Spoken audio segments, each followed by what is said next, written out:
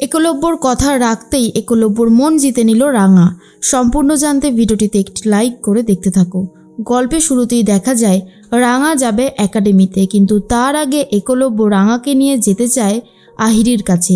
আসলে আহিরি অসুস্থ হওয়ার নাটক করছে, কিন্তু সেটা বুঝতে পারছেই না একলব্য। একলব্য চাইছে রাঙাকে দিয়ে যাতে সমস্ত কেস উইথড্র করে নেওয়া হয় আর আহিরিকে একটা সুস্থ স্বাভাবিক জীবন আবারও ফিরিয়ে দেওয়া হয়। এরপর রাঙা বলে, ঠিক আছে উড়ানবাবু, তুই যেটা বলবি সেটাই হবে। কিন্তু নবারুণ এটা কিছুতেই মেনে নিতে পারছে না। নবারুণ বলে, আক্কু তুই যেটা করছিস সেটা ভালো করে ভেবেচিন্তে করছিস তো? আক্কু তখন বলে, হ্যাঁ আমি একদম ভালো করে ভেবেচিন্তেই সব করছি, কিছু করার নেই, আমাকে এই স্টেপটা নিতেই হতো।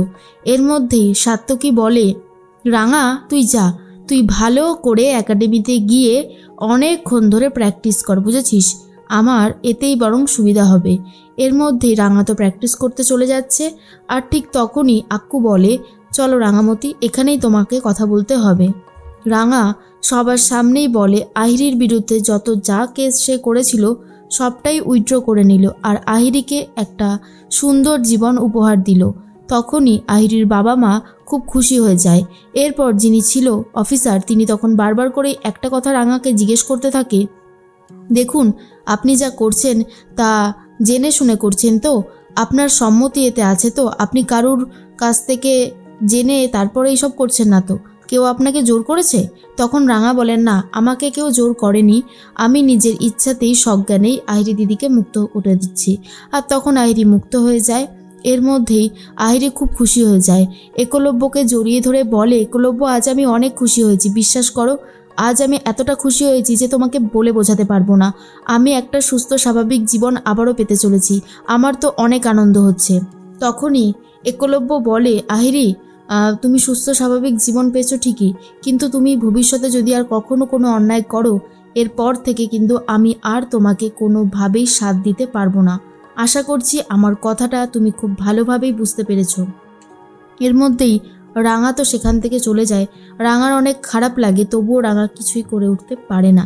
এদিকে একলব্যর কাছে এসে আহিরি বলে যে, আমার তো আর চাকরিটাও এখন নেই, তোমার সাথে আর দেখা করবার রাস্তাটুকুও নেই।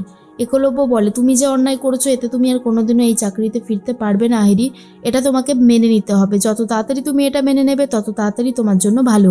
আহিরি তখন বলে, আমি কি করে তোমার সাথে দেখা করব, কারণ তোমার বাড়িতেও তো আমাকে আন্টি অ্যালাউ করবে না।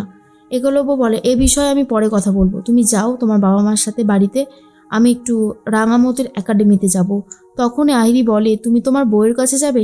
আচ্ছা ঠিক আছে যাও, কিন্তু তুমি অবশ্যই কিন্তু আমার সাথে দেখা করো, কারণ তুমি না দেখা করলে আমার একদমই ভালো লাগবে না।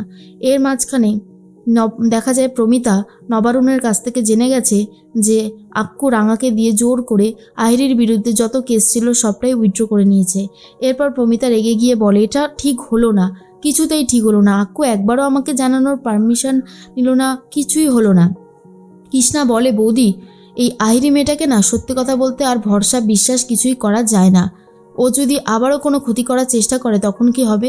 প্রমিতা বলে, সেটাই তো কৃষ্ণা, আমি জানলে কখনোই এটাতে সম্মতি দিতাম না। আক্কু এটা ভুল করলো আর রাঙাও এটা ভুল করলো। এর মধ্যে রাঙা একাডেমিতে গিয়ে একের পর এক তীর ছুটতে শুরু করে। তখনই যারা ছিল স্যারেরা বলতে থাকে, এবারে আমাদের রাঙামতি ঠিক চ্যাম্পিয়ন হয়েই ফিরবে আর আমাদের জন্য গোল্ড মেডেল নিয়ে আসবে। রাঙার বন্ধুরা বলে, রাঙা পাগলের মতন অনেকক্ষণ থেকে প্র্যাকটিস করে যাচ্ছি, যা গিয়ে এবার একটু বিশ্রাম নে। কিন্তু রাঙামতি বিশ্রাম নিতে চাই না। এরপর রাঙা এমনভাবে তীর ছোড়ে যে রাঙার হাতটা অনেকটা কেটে যায়। তখনই একলব্য এসে বলে, তোমার হাতটা তো অনেকটাই কেটে গেছে। রাঙা বলে, এ কি উড়ানবাবু, তুই এখানে এসেছিস কেন? তুই কি করতে চাইছিস বলতো? তখনই একলব্য বলে, আমি যাই করতে চাই না কেন সেটা তোমাকে দেখতে হবে না, তোমার হাতটা অনেকটা কেটেছে, এসো আমি তোমার জন্য মলম নিয়ে এসেছি, ট্রিটমেন্ট করে দিই। কিন্তু রাঙা সেটা শুনতে চায় না আর বলে, আহিরি দিদির বাড়িতে তুই যাসনি কেন? আহিরি দিদির কাছে তো তোর এখন থাকা উচিত, তাই না? আর শোন, আমার ব্যাপারটা আমার উপরই ছেড়ে দে, আমি খুব ভালোভাবে আমি নিজেকে তৈরি করে নিতে পারবো। একলব্য রাঙামতির মুখে সমস্ত কথা শুনে খুব কষ্ট পায়। রাঙা তখন বলে, তুই আহিরি দিদির কাছেই যা, আমাকে আমার মতন থাকতে দে। আমার জীবনে যত বিপদই আসুক না কেন আমাকে তো নিজেকেই লড়াই করতে হবে, তাই আমি যদি এখন থেকে প্র্যাকটিস না করি তাহলে কি করেই বা হবে?